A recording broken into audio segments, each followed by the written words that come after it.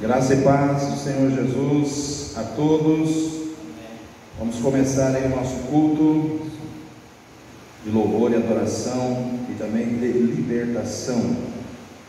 Louvado seja o nome de Jesus.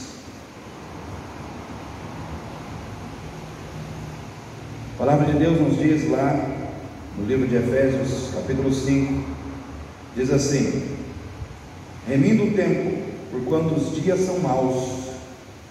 Efésios 5,16. Remindo o tempo, porquanto os dias são maus.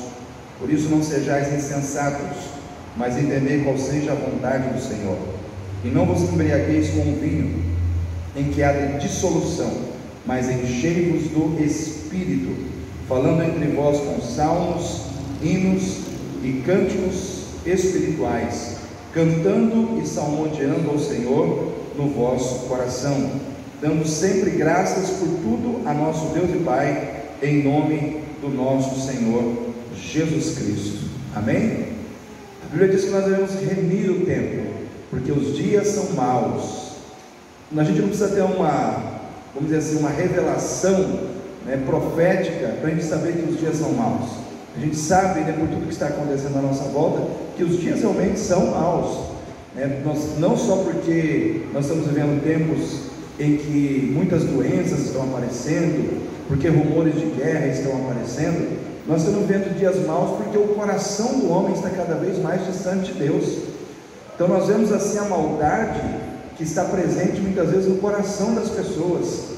É a injustiça, é a corrupção, é a falsidade, Por isso que a palavra de Deus diz que nos últimos dias os homens seriam amantes de si mesmos, inventores de males, arrogantes, orgulhosos, detratores, inventores de males, desobedientes a pai e mãe, irreconciliáveis, sem afeição natural, Ou seja, olha só quantas características são atribuídas ao ser humano nos últimos dias, quantas características são atribuídas às pessoas que vão estar presentes, convivendo conosco nos últimos dias.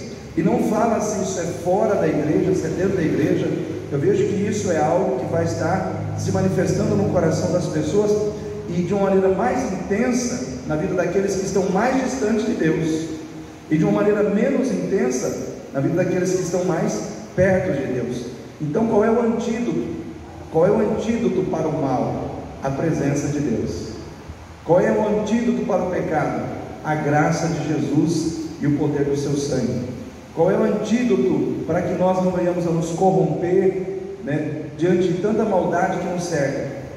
A presença do Senhor, o Espírito Santo de Deus. Por isso que o apóstolo Paulo, ele diz aos Efésios, que nós devemos entender que é tempo de usar o tempo com sabedoria. Remir o tempo significa resgatar o tempo perdido. A palavra remir, ela está relacionada ao termo resgatar. Então quando fala remir o tempo, significa deixar de perder tempo.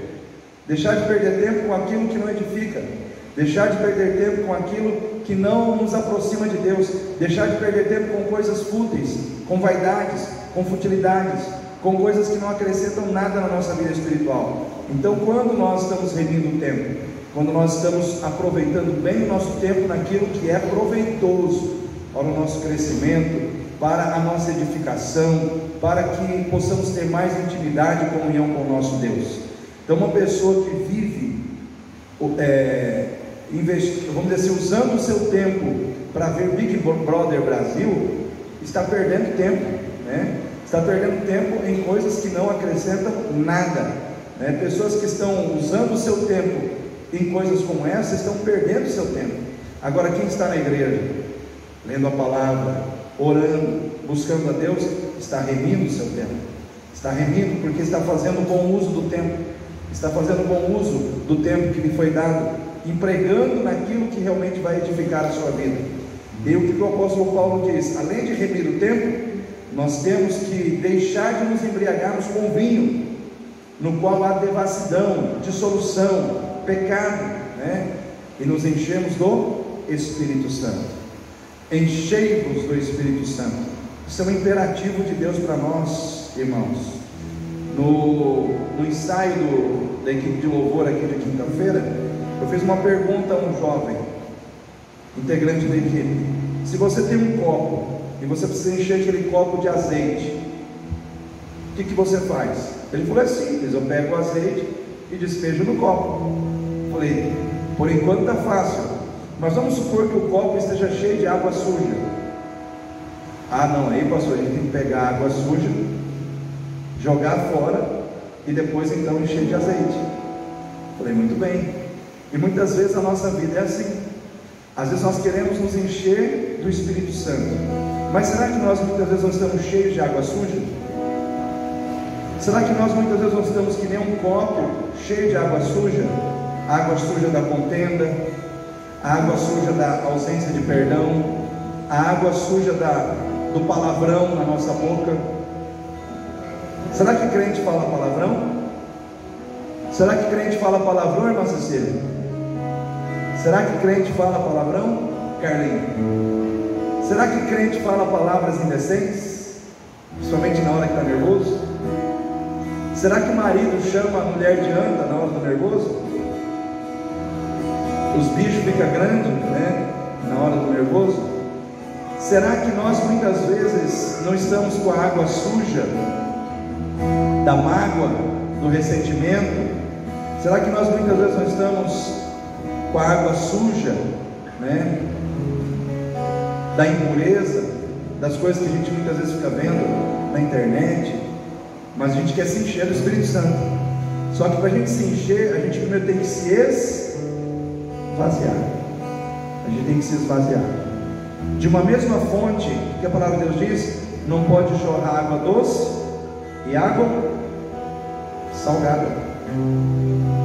Você não pode ser uma fonte de duas coisas antagônicas. A sua vida não pode ser fonte das coisas de Deus e ao mesmo tempo ser fonte das coisas do mundo.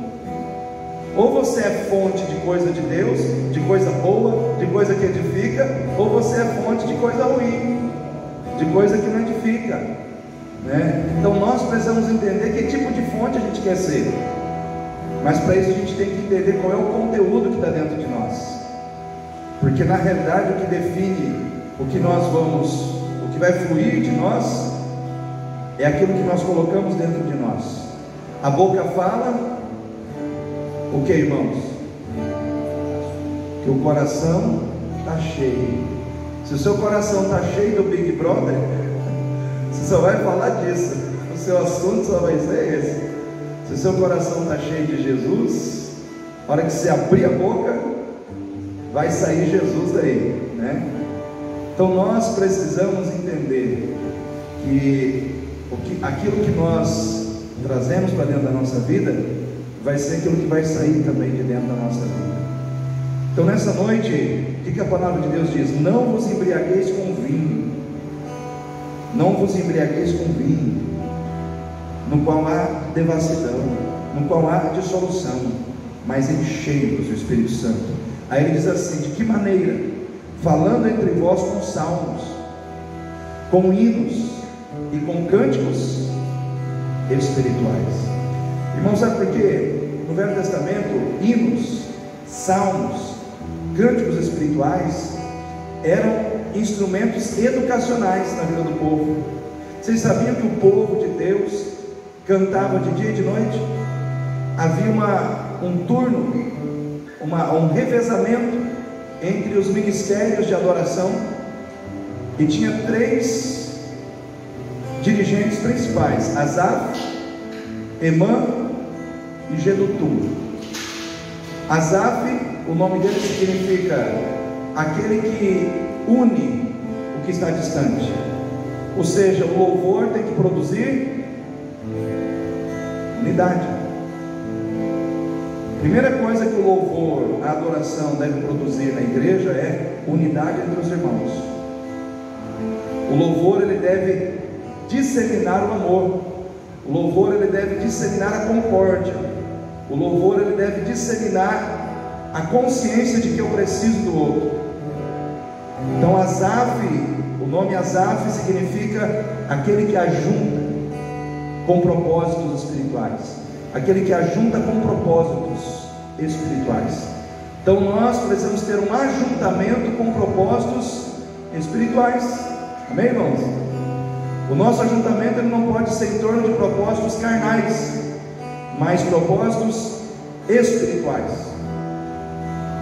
O segundo dirigente era Emã. Emã significa aquele que é fiel, louvará. Emã fala do caráter de quem adora a Deus. Cai bem o louvor para quem é fiel a Deus. Amém? O louvor cai bem para quem é fiel. Então, adorar a Deus exige fidelidade a Deus. Nós precisamos ser fiéis. E Jedutum é aquele que proclama as obras, os feitos milagrosos de Deus sobre a terra. Quem louva tem que falar o que Deus faz. Quem canta tem que proclamar os feitos de Deus. O que Deus tem feito sobre a terra, os milagres que Deus é poderoso para fazer. Então nós que estamos aqui para louvar a Deus, nos enchemos do Espírito Santo. Então eu quero que você fique em pé, irmã Tocomanarabá, serei.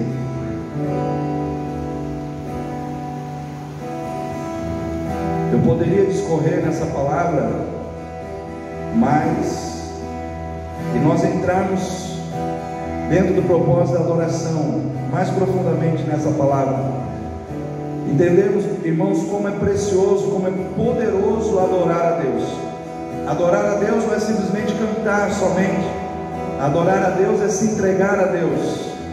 Adorar a Deus é exaltá-lo acima de tudo na sua vida, é entronizá-lo no seu coração.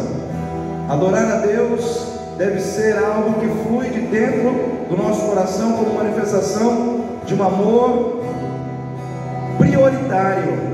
Qual é a prioridade da minha vida? Deus. Deus é a minha prioridade. Eu amo acima de todas as coisas. A Ele a honra, a Ele a glória, a Ele o louvor, a Ele a adoração, a Ele a minha rendição, a Ele tudo que sou, a Ele tudo que tenho, a Ele tudo que posso fazer. Adorar a Deus é uma consciência de que Deus é tudo, de que Deus é tudo na nossa vida, e tudo que nós fizermos deve ser feito para